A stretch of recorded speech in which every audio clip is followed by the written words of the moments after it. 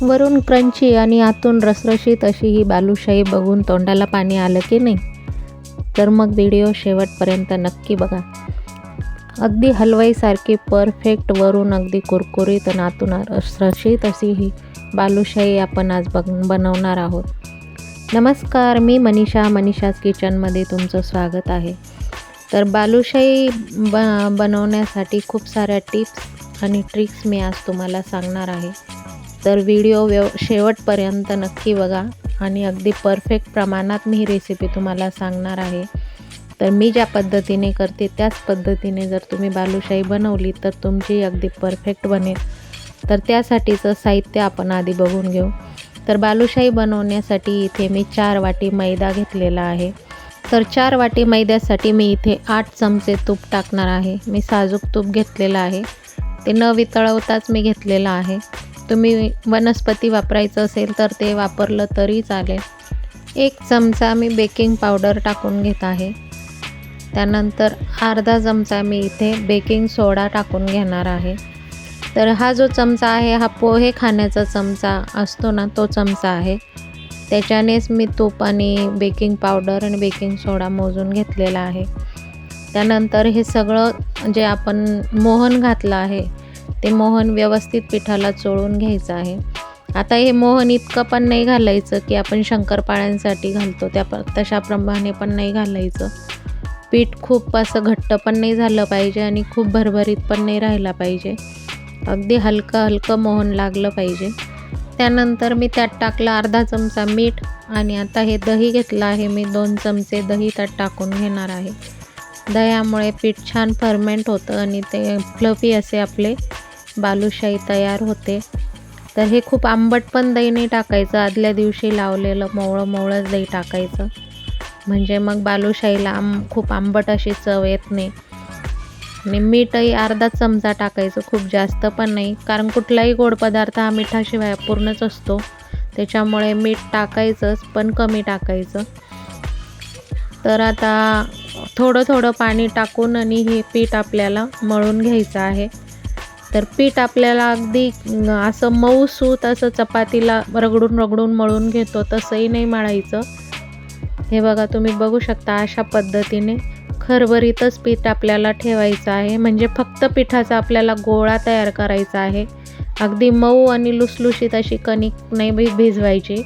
चपाती इतकं नरम बनवायचं आहे, पण मऊ अगदी मळून कणिक नरम नाही करायची. अशी सरबरीतच कणिक आपल्याला ठेवायची आहे. तर हे सगळं पीठ असं एकत्र करायचं आणि जवळजवळ अर्धा ते 1 तास आपल्याला फर्मेंट होण्यासाठी झाकण ठेवून द्यायचं आहे. तर हे बघा, माझं कणिक आता एकत्र करून झालं आहे. आता मी त्याच्यावर झाकण ठेवते आणि अर्धा ते पाऊण तास मी त्याला फर्मेंट होण्यासाठी ठेवून देते. आता कणिक फर्मेंट होते तोपर्यंत आपण बालुशाहीला लागणारा पाक तयार करून घेणार आहोत. तर इथे मी एका कढईत 2.5 वाटी साखर घेतलेली आहे.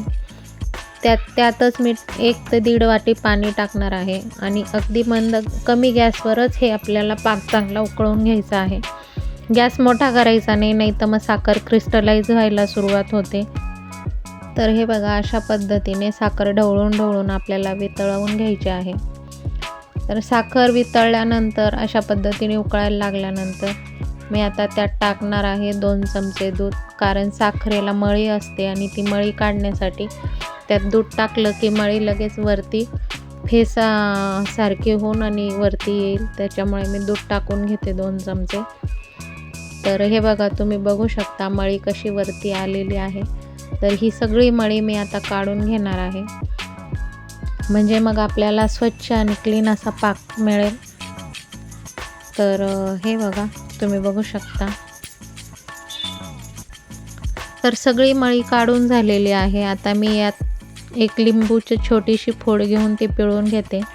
लिंबू पिळल्यामुळे साखर क्रिस्टलाइज होत नाही तर मग पाक थंड झाला की जरा वेळाने साखर क्रिस्टलाइज व्हायला लागते. तर अशा पद्धतीने लिंबू पिळून घेतलं की मग ती क्रिस्टलाइज होत नाही. तर आता पाक आपला तयार झालेला आहे. कन्सिस्टन्सी अगदी परफेक्ट आलेली आहे. आपल्याला अगदी एक तारी पण पाक करायचा नाही आणि खूप पातळ पण ठेवायचा नाही. थोडंसं असं गुलाबजामला लागतो त्या पद्धतीने घट्टसर असा पाक झाला की तो बाजूला ठेवायचा. आता इथे लगेच मी गॅसवर कढई ठेवली आहे आणि मंद आचेवरच त्यात तेल टाकून आणि ते गरम होण्यासाठी ठेवणार आहे.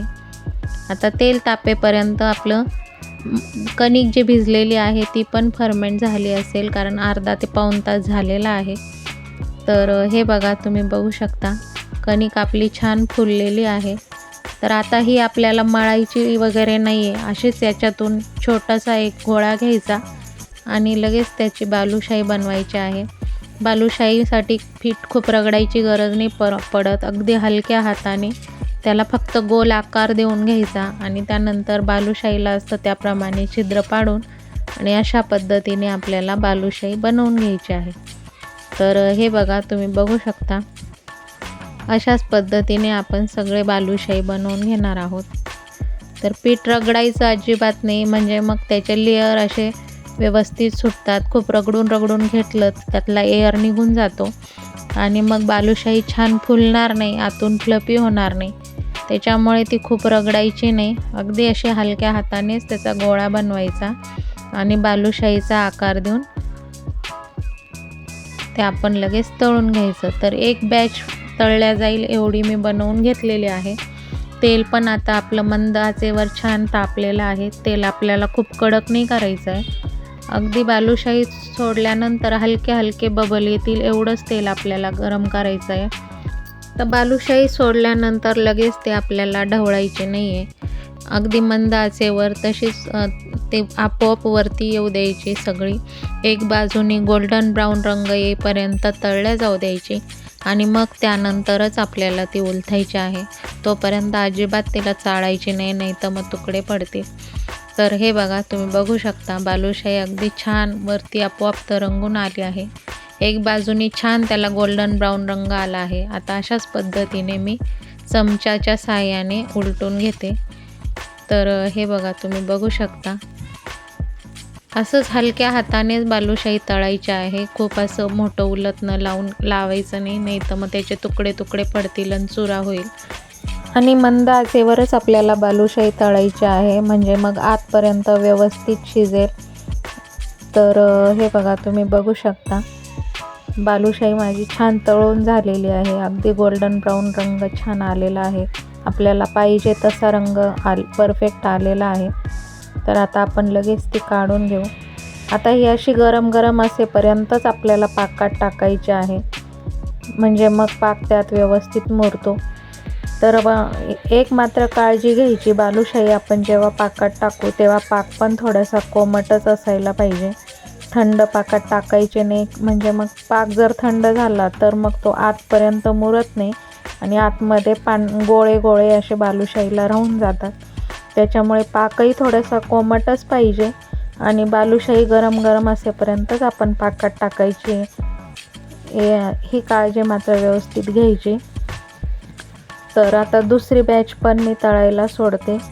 आता दुसरी बॅच सोडताना गॅस मी जरा वेळ बंद करून देणार आहे, म्हणजे मग कारण तेल आता भरपूर तापलेलं असतं आणि बालुशाही तळायला खूप कडक तेल चालत नाही. बालुशाही जेव्हा फुलून आपोआप वर येईल तेव्हाच आपण गॅस चालू करणार आहोत. तर आता इकडे एका बाजूला आपण जी बालुशाही पाकात सोडली होती ती आपण आता उलटून घेणार आहोत, म्हणजे दोघं बाजूने पाक व्यवस्थित मुरेल आणि बालुशाहीच्या आतपर्यंत पाक जाईल. तर हे बघा, अशा पद्धतीने दाबून आपण व्यवस्थित पाकात ती बुडवून घ्यायची आहे. आता ही 2 मिनटं आपल्याला अशीच पाकात राहू द्यायची आहे, म्हणजे मग पाक त्यात आतपर्यंत व्यवस्थित जाईल आणि मग 2 मिनटानंतर आपण ती काढणार आहोत. आता आपण जी बालुशाही तळायला टाकलेली होती ती पण आता छान वरती आलेली आहे. तर हे बघा, तुम्ही बघू शकता. तर आता मी गॅस चालू करते आणि ती पण बालुशाही छान गोल्डन ब्राऊन रंग येईपर्यंत तळून घेते. तर एक बॅच तळण्यासाठी मला इथे बरोबर 15 मिनटं लागलेली आहे. 15 मिनटात अगदी परफेक्ट बालुशाही तळून होते. तर आता आपण जी पाकात टाकून ठेवली होती ती बालुशाही पण मी आता इथे काढून घेते. तर हे बघा, किती छान अशी अगदी पाक आतपर्यंत मुरलेला आहे. अशी रसरशीत बालुशाही आपली तयार झालेली आहे. इथे मी थोडेसे पिस्त्याचे काप घेतलेले आहे डेकोरेशनसाठी, ते मी त्याच्यावर टाकून घेते. तर हे बघा, बघू शकता. मी तुम्हाला एक बालुशाही तोडून पण दाखवते. अगदी आतपर्यंत पाक मुरलेला आहे आणि वरून अगदी कुरकुरीत आणि क्रंची अशी ही बालुशाही तयार झालेली आहे. बाहेरचं अनहेल्दी फूड आणून खाण्यापेक्षा तुम्ही मुलांसाठी घरच्या घरी असं काहीतरी वेगळं बनवून त्यांना खायला घालू शकता आणि मुलंही ते आनंदाने खातात. सणासुदीलाही काहीतरी वेगळी मिठाई म्हणून तुम्ही ही बनवू शकता. सगळे अगदी आवडीने खातील.